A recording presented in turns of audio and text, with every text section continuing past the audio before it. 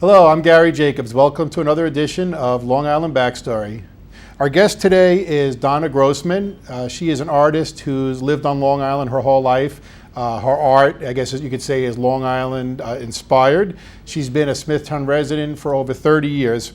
We could have had a lot of artists on the show, but there's two main reasons that I chose to have Donna Grossman on the show. The first one is a selfish reason, which is I wanted to be the first person to interview her before she gets discovered, and then they can look back and say, hey, we saw it on Long Island Backstory. But the second reason is it's an inspirational story, and it's something to look forward to as we age on Long Island, and you say, you know, what am I going to do with my life? And Donna started her career as an artist later in life after she raised her family and did many other things, which we're going to discuss. Donna, welcome to the program. Thank you, Gary. So first of all, just for all the people who are watching us, tell us briefly, because I want to get into a bunch of the pictures, who is Donna Grossman? Okay, Donna Grossman is now a painter. About 4 years ago, I was very happy. I was a gardener for small estates. Right. Well, not just a regular gardener. I'm a gardener. You were a master gardener. Yes, I was a master. I was a master gardener, and I made a very lovely living, just taking care of gardens for some lovely people on the South Shore. My back gave out. Could no longer pull any dandelion or plant anything, and I just didn't know what I was going to do with my life. So I look at my self-portrait, and the self-portrait that I've done has been painted on a door, because I was always taught when one door closes, another door opens. I was always given that gift from my parents to look at things that way. So didn't know what I wanted to do, but I knew I wanted to do something. But you knew you were artistic, or did you feel, I mean, the gardening is an art too, because I remember one day I planted some plants and I had you come look at it, and you said, how'd you do it? And I had 1, 2, 3, 4, 5, 6. You said, what are you doing? And then you said, oh, put one here, and I was like, you know what, that's art. Because you envisioned what the plants were going to grow into and look. Did you realize it? Well, I mean, absolutely, because when you look back in art, I mean, Monet had one of the most beautiful gardens, and it's still there, you know, that beautiful garden in France that you can go and see. And so many other artists had that at their home. So there is that correlation. There's not a huge jump. So you're saying it's sort of a natural progression. It can be. It absolutely can be, because garden is color and scale and shape and form. I was with a friend, and we were driving by the Gallery North in Setauket, and we decided to stop in. And when I stopped in, I met this amazing sculptor that was just in. He was the artist in residence at the time, spending the summer, and his name is Jason Arkles. He is an American working over in Florence, Italy, and he was doing this beautiful sculpture. And he just was so welcoming, and we spoke for hours, and I said, I always wanted to do something. I always wanted to paint. And he's like, well, why don't you? Do it now. He said, it's wonderful. He goes, I have a friend. He's going to be here in October. He's going to be at a show in October. I want you to meet him. So I went to this wonderful show in October, a show that I now do. I met this young man, Kevin McAvoy, and I said, and I was still like, no, I can't do this. I'm just a housewife. I can't do this.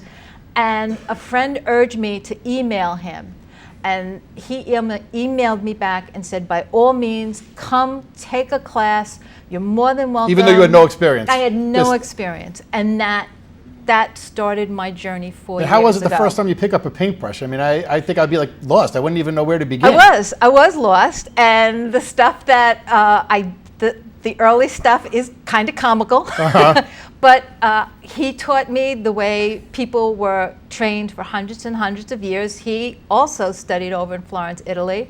So I became classically trained, and I learned to sketch from sketching sculptures, plaster casts, drawing, and then slowly taking a very limited palette of paints, so we like only 4 or 5 colors, which is what they did 500 years ago. Right.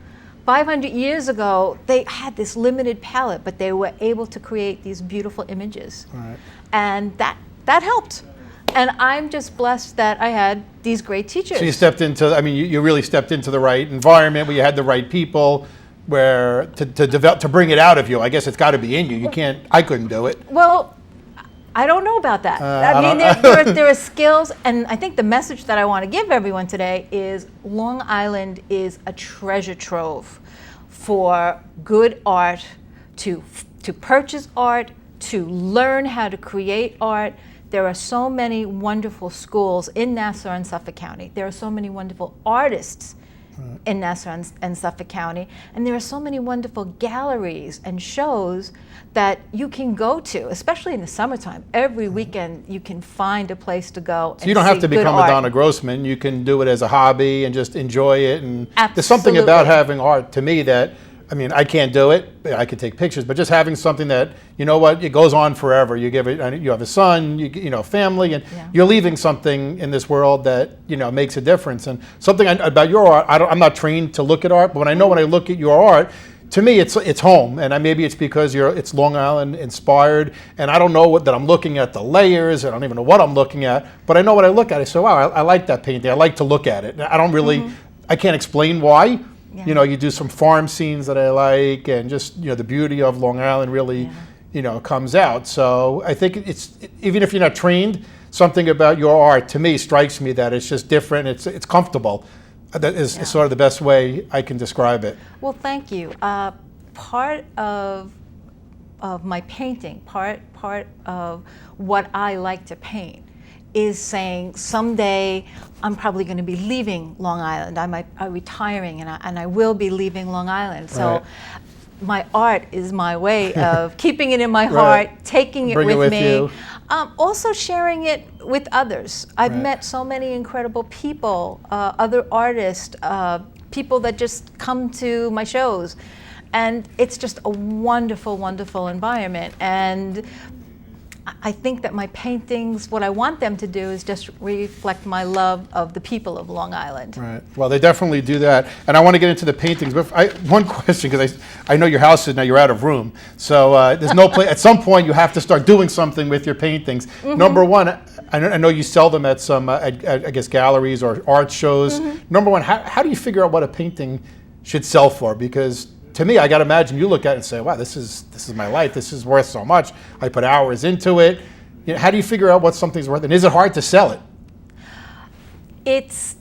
That's a daunting task, I think, for any artist. Some artists will use a formula, and they'll say, well, this is a certain amount of square inches, and I charge $1 per inch. Okay. I find that very difficult to do. I think that you have to kind of see what the market will bear. You have to also say, well, I'm a known art. I'm not very well known. I'm a known artist. You know, certain people can demand more money with their paintings. I find it very difficult to price my paintings because they're my babies. Right, exactly. I know you told me how many hours you put into some of these, and you gave me the price. So, well, that's certainly not a money maker. You got to do this because you love it. No, and you know what? I would have to say all artists that I know don't do this for the money. They do this just for the simple love of doing it.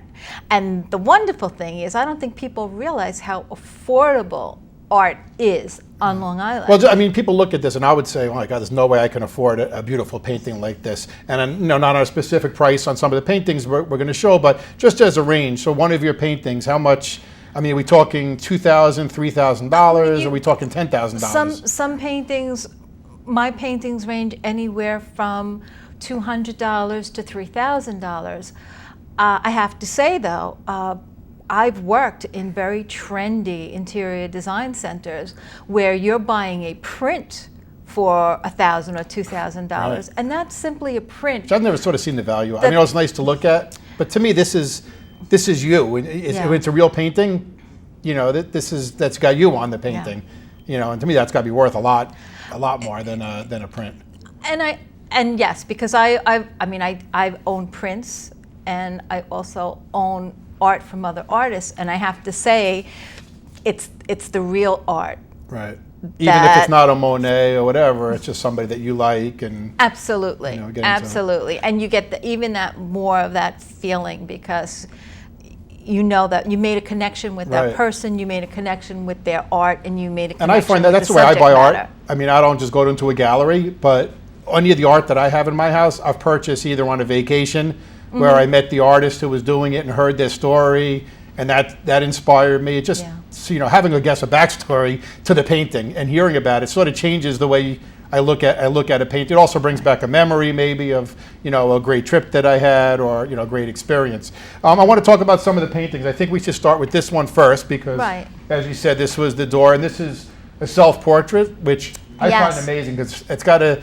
They talk about self-portraits. It's just, you know, to see how you look at yourself. I personally don't like watching my show on TV, so I can't imagine staring. I mean, do you look in a mirror and paint yourself? How do you do a self-portrait? This actually was done from photographs. Some people do. You know, I've done some sketches where you're constantly looking back and forth in a mirror.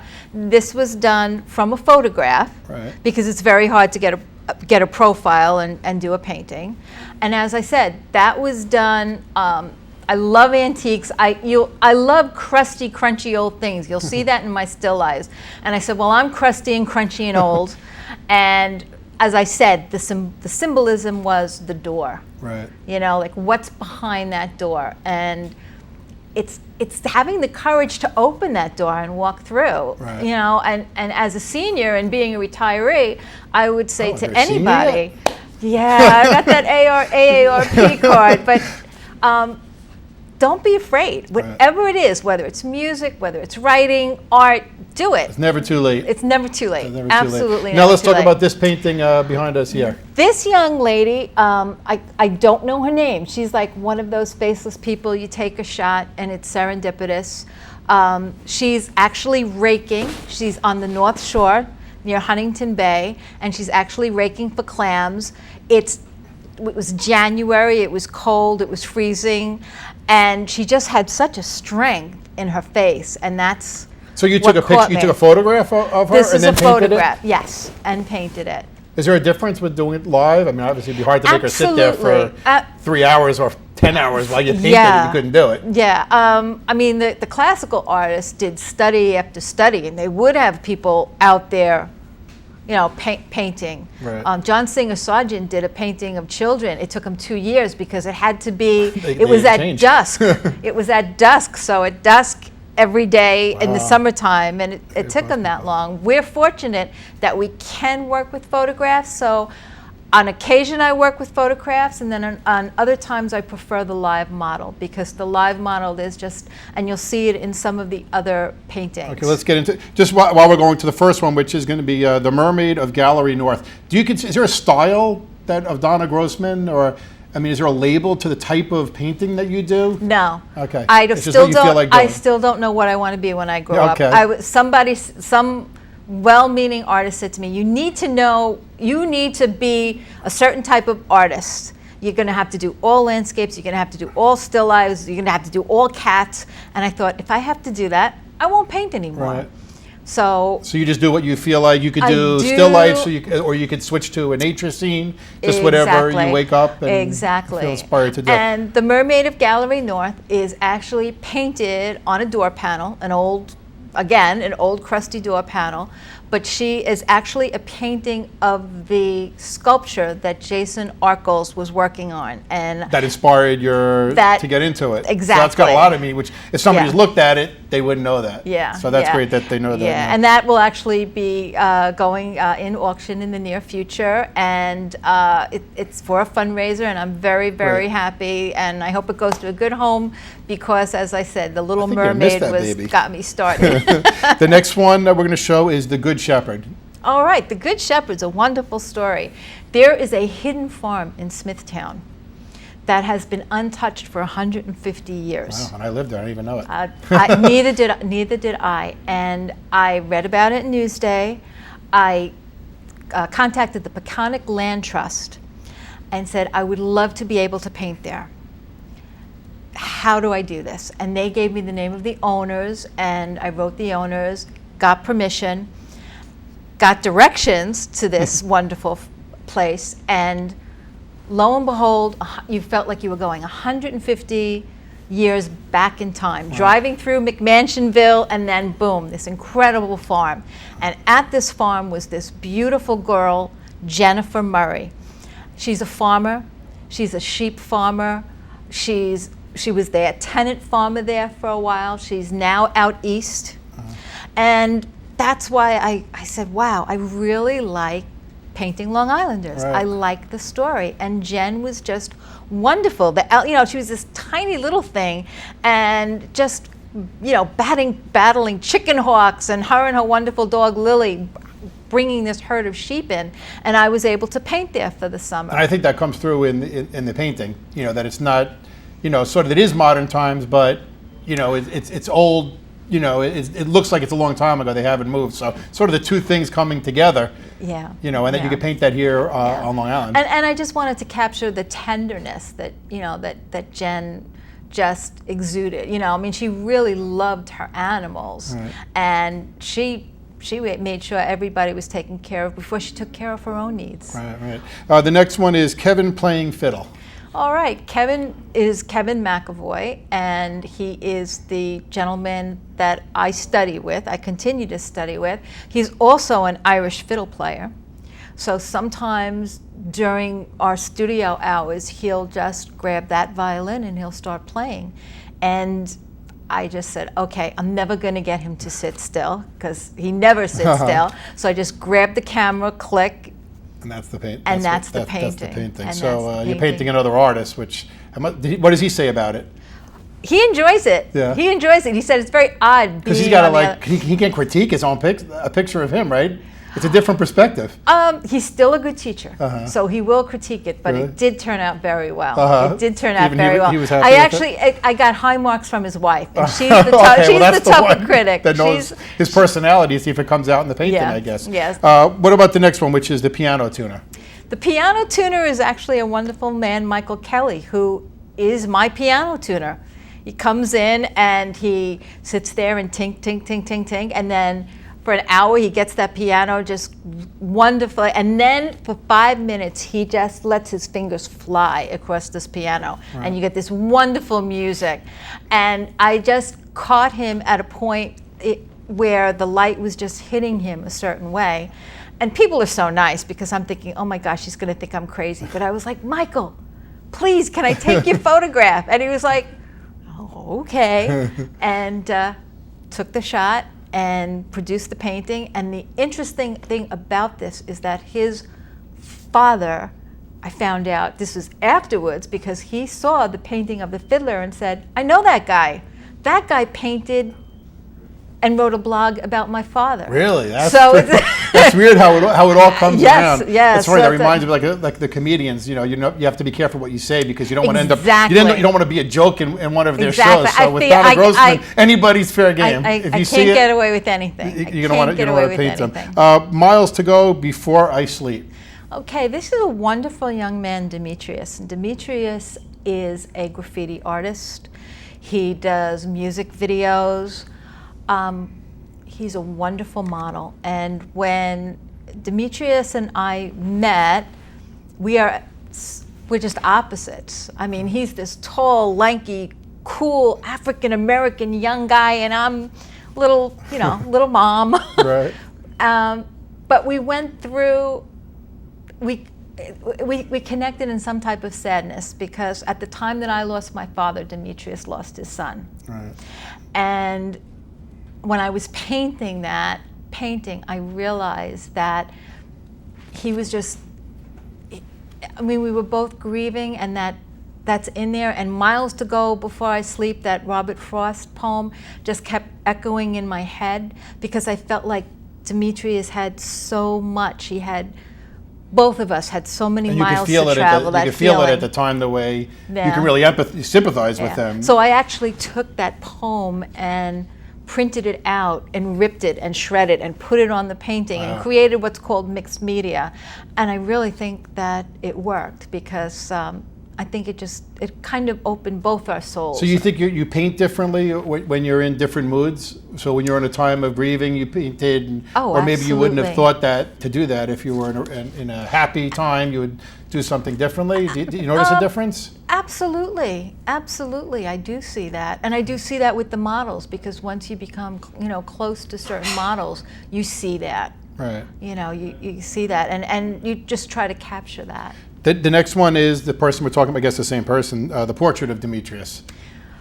Now, this was months later, and I just saw a physical change in him because of the healing, and there was more of a strength. And you were healing also, so you're sort of doing it parallel with each other, which is interesting. And he just felt so strong that's the way I painted him. I painted him with that bright red background and these very strong brush strokes, and I just do you feel it when you're painting? Like you're not as delicate? You're like absolutely, really? Absolutely. The way I painted her face is so different from the way I painted Demetrius's face. Because I wanted that strength, and I wanted that, and I'm very proud of that, because that was actually that's actually in a show right now at the Smithtown Arts Council, where hundreds and hundreds of artists from across the nation were accepted into the show, and he was. Right. That's great.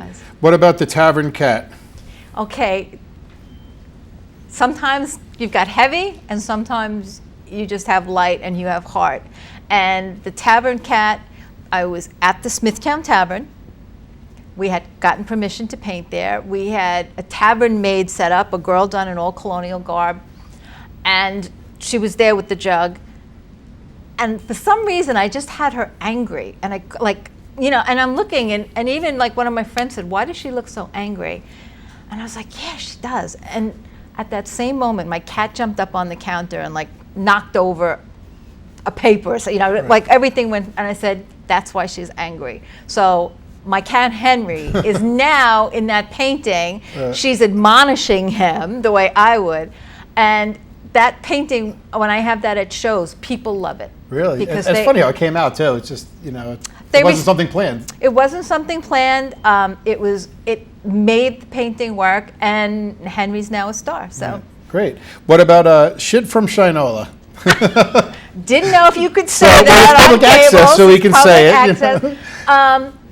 One of my dad's favorite old sayings, I don't know if you've ever heard that. No shit from Shinola. That's right. Well, I got myself a wonderful can of Shinola. I got myself a wonderful pair of Brogans, and said, this is going to make a great still life. So I thought it was like a little homage to my dad, and to the guys of that era that said, "Oh, you don't know from Shinola." Right. So I was like, okay, well, I got the can of Shinola, because let's face it, most kids don't know what Shinola is. Well, now they do when they look at your painting, and it tells a story, and maybe it has somebody talk about it too, which is something interesting. The squeaky boot gets the grease. That's simply, it's actually the squeaky wheel. We know that. But this was in the studio with these pair of old, crusty boots that are just, everybody was just, loved to paint them. And I said, well, it's finally my turn to paint this boot. And it just kind of says to artists, you can paint anything and make it interesting. Right. What about custom? Custom was done, again, for the Wet Paints event, which is on every year with Gallery North. It was done at Harmony Vineyards, and custom was the pickup truck at the vineyard. And as I said, I'm drawn to faces, I'm drawn to places, and I'm drawn to old, crusty, crunchy things. And that was, I said, oh, gee, the vineyard's really pretty. Everybody's probably painting the vineyard. I was going to say, everybody probably paints the grapes on the vines, and a wine bottle and a wine glass, which maybe, can be beautiful as well. Yeah. But you went I think a red pickup truck is just wonderful. That was looking good. Little Boy Blues. Little Boy Blues right now. It's at the Port Jeff Village Center, and it's a wonderful, wonderful show. A wonderful artist approached me, Michael Cutzing, who unfortunately is passed. But Michael's vision was to take the photographs of A.S. Green, who was a photographer around the turn of the century in the Port Jeff area. So there's your history. And what he wanted was for each he got together a group of artists and said, I want you to pick one of these photographs and interpret it.